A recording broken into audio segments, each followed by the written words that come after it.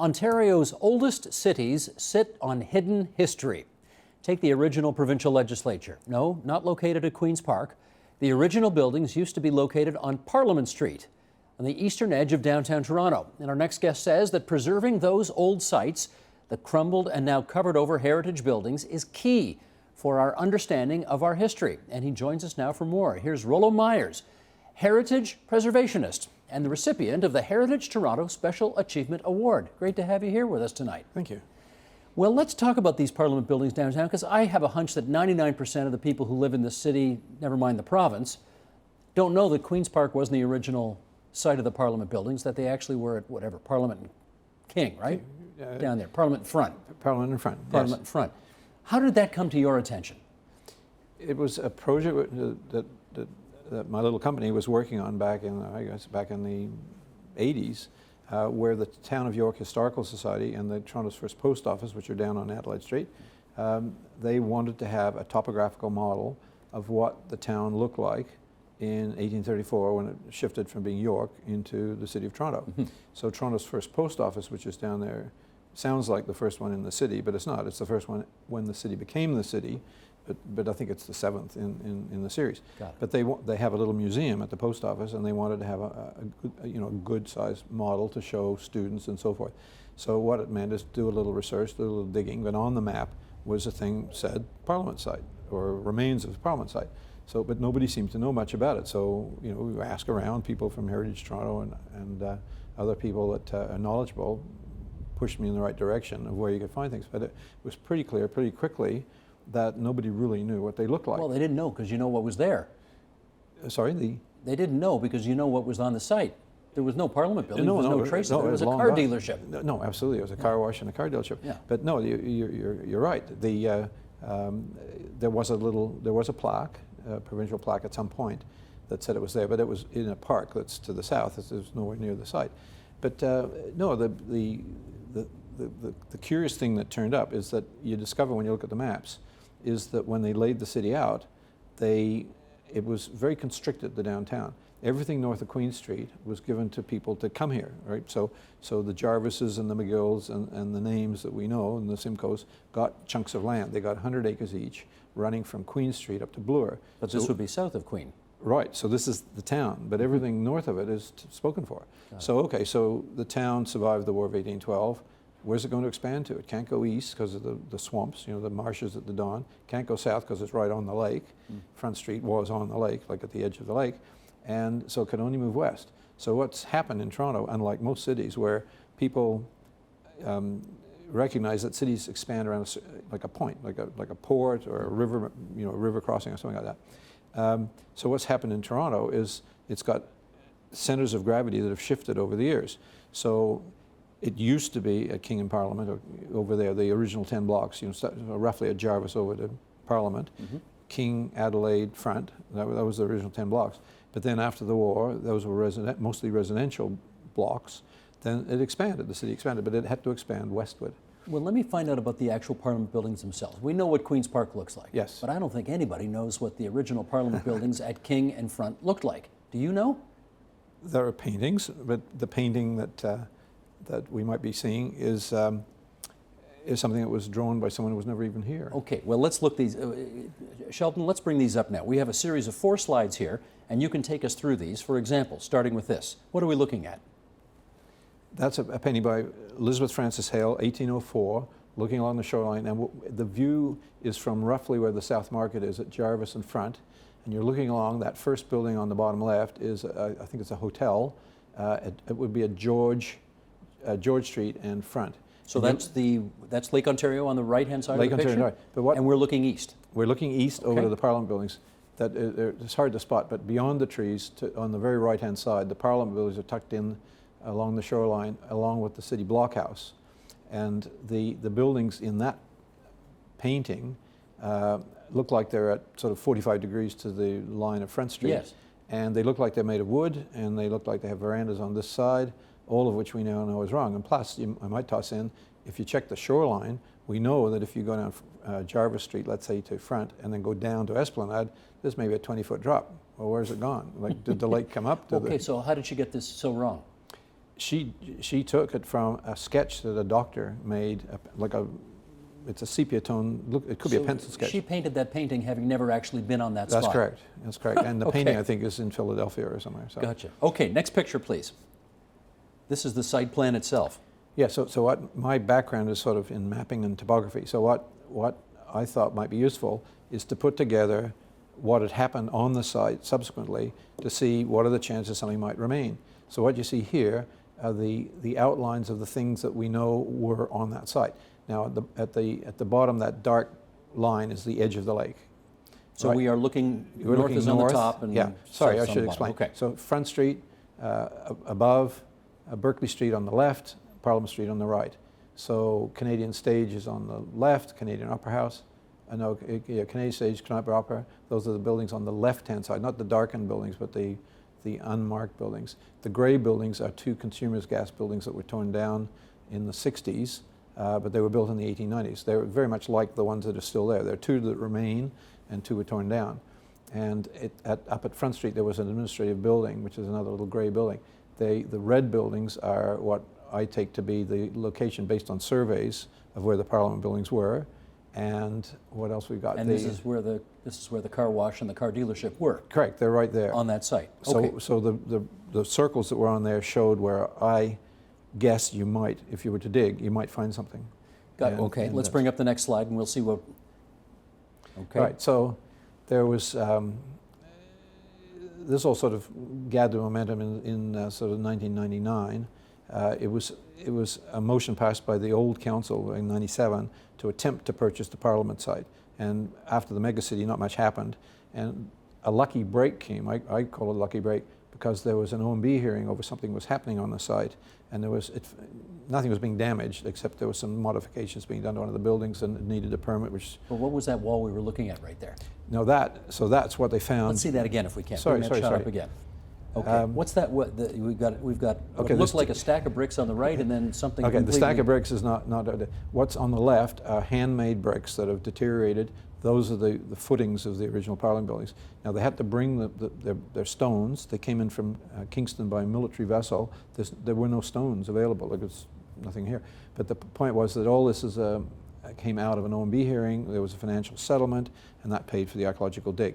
And at that point, the province started to take an interest. So we're talking 2000 or so. Things started to get going. And the date of that Parliament building goes back, we're talking 200 years ago. Yes, they were built in 1797. Beyond 200 years ago. Yes. Yeah. Okay. I think we have one more picture on this one. They were also the first brick buildings in the city. Okay. First brick buildings. Okay. Didn't know that. Okay, so here's a shot. This is the site today. Right. So now here you are in the distillery district, at the edge of the distillery district, looking northwest over the Parliament site. And to the sort of upper middle, you'll see a red building. That's Staples. So that's Staples on front. And then in the foreground is Parliament Street running north-south. But what's happening there is you'll see in the foreground there's a crane or a posthole digger, an excavator. That site has been swapped. There's been a land swap with the piece that's remaining on the Parliament site that had escaped being returned to public ownership. So the latest thing is that there's been agreement made of what to do with the site, and that was the big breakthrough. Is somebody, an architect, Michael Kirkland, in the neighborhood, came up with an idea of how to make it all come together. Like everybody agreed it was important, but nobody knew how to do it. Well, this is what I want to follow up on. There's almost not, I mean, this is not like you go to Niagara on the Lake, you can actually see the first ever Parliament. The building is still standing there. It's a real building. Yes. There's really nothing left here. There's almost nothing left here. That's correct. So why is this site important to preserve? Some say, the archaeologist is quoted as saying, it was the cradle of democracy. It was not so much the buildings, it's what happened there. The first church services were held at St. James Cathedral, traces its beginnings there. The Law Society used to meet there, because it's not used as a parliament all the time. People arriving in the city and with nowhere to stay would be able to hole up at the building in an area chalked out on the floor. Like it served a number of purposes other than the legislature. But also the legislation that went through, you know, the women's rights and the teaching of science. I thought you'd be interested in that one. Teaching of science in schools. All these things went through. There were dozens of pieces of legislation that went through. The buildings were active until they were burnt down. So a lot happened there. Yes. And presumably you could turn it into something if you wanted to recreate or, Yes. or repurpose all of that history. Well, it's important because it was the starting point for the province. And what I was mentioning before about the moving, you know, the limiting nature of the way the city was laid out. We've ended up with the two bookends for Toronto, Fort York at the west and the Parliament buildings at the east. Like one is the foundation of the city, one's the foundation well, they both are really, but one the administrative beginnings and the other the military beginnings. Right. And they're enormously important. Now, how many cities can claim to have their founding sites? I mean, yes, in Quebec City they've managed to find it. In Sydney and Australia they've done it. But it's really important. Do you know what's ironic? You talk about those two sites, the original Parliament buildings, and I'm sorry to say at Fort York as well, Yes. are two of the least well-traveled, least well-known historic sites in Ontario's capital city. Yes. There are plenty of other historic sites in the city. They get far more traffic and people know much better. What does that say about us? Fort York's hard to find. It used to be on the water. It used to be prominent. It was on a modest cliff. It got buried. The railway tracks, the Gardiner Expressway, it just got hidden. It was tucked away. But it's changing. There's a visitor center you probably know is being built right now. They've done a lot of work lately. It's much better than it ever was. It's going to change. And a lot of people have been to the fort, you know, school groups and so forth. But I can remember when I first started working downtown is one of the things that got me started was the manager at the King Edward Hotel said, you know what we really need here is when people step out the door, which is onto King, I wish they had something to turn right for. In other words, to go east, go into what we call the Old Town. There wasn't much going on. There was the market, of course, and the cathedral, but not a lot else. But that has changed. There's a heck of a lot going on down there now. It's a fast-growing area. Well, I was going to say, we have tons of development. I mean, there are twice as many cranes in the sky building stuff here than there is in New York City even. Yes. Question is, how sensitive, in your experience, are developers to paying attention to or taking care of our historic sites when they want to put up new stuff? Some do very well, some not so well. The thing that I'm always surprised by is that if you go to, let's say, St. James Cathedral at Church and King, walk out across the street, south side of King, there are Georgian buildings there going back to the 1830s and 40s, like shops, houses. No, not shops, but shops with living quarters above. They're 3 blocks from the most valuable land in Canada. You know the pressure's coming on. And guess what? Across the street in a parking lot, I think they're scheduling, you know, this talk of, I think, a 20-story building, and then a little bit west of that is a 50-story building being proposed. Yes, the city is growing fast, and yes, it all makes sense. Smart growth, have people downtown. But you think, too, that if you get rid of everything, if I may just quickly, just think of the Flatiron Building, King Edward Hotel, the Elgin, Old City Hall, Union Station. Albany Club? No, those other buildings. The Albany Club isn't threatened with a thing. Every one of those buildings I mentioned was threatened with demolition. Gotcha. Every one. Gotcha. Right? Every one of them. And so, yes, it's always been a rough ride. But now the momentum's there that people, there's not a lot of, there don't seem to be a lot of the best heritage buildings being threatened. We got a few minutes left here, and I want to make sure we get this next group of slides in. So, Sheldon, if you would, bring this next one up. What are we looking at here? Okay, that's the View condominium at where the Goodwill used to be at the corner of, what is this? It's Jarvis and Adelaide. Now, here's what one of the developers done. This is a very big development, right? I think it's 500 units. But what they've done is there's a historic building to the north, which is the old Jarvis House pub, and they've tried hard to build part of the building to the height, the prevailing street height. Now, one could say, well, hang on a sec, the big building is the prevailing street height, so that Jarvis House should come down and another high-rise should go there. But they're obviously making a big effort, and they did consult, you know, with the community. So kudos to them. Kudos to them, but it is still a very, very big building, right? So the trick is, how do you blend it in? Let's look at the next one. We've got one more on this. Now, this is one down next to St. Lawrence Market. So we're on King Street, across from the cathedral, and the building on the right, the brick building on the right with the semicircular windows, some people think that's the new building compared to the one on the left. It's not. It's 1860, and yet at the time it was a technical tour de force, those windows. But what's happened here is the Kurbara, the architect, the architecture firm, fitted in a building that just slips in so nicely. It's not a copy. I mean, nobody wants copies. But it's consistent with the Consistent streetscape. with it. It's got other materials you don't see. It'll have an octagon tower, you know, things like that. But it adds density, but it does it very discreetly and very, very professionally. It's beautifully done. Is it dramatically more expensive to take history into account when you're doing developing? It's hard to say. I mean, it can be done. For example, the Elgin. We heard last night at the 100th anniversary that it was $26 million to fix it. And you think, boy, that's a punishing price to pay with all the huge amount of detail that gone into it.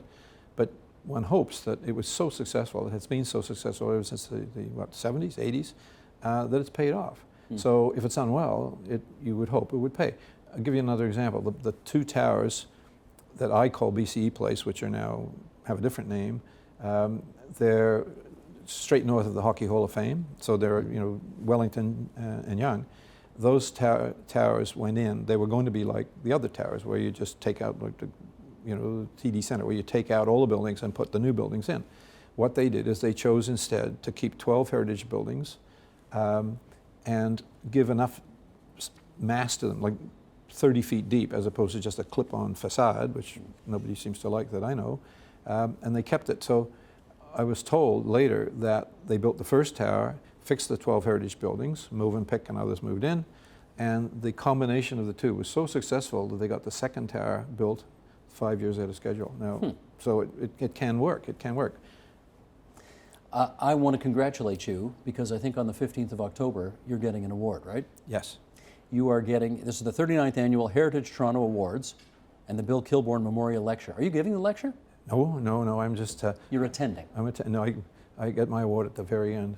Gotcha. So I think whatever I say should be very short so people can leave. But it's, no, it's a community, it's a sort of a lifetime achievement award, really. Good for you.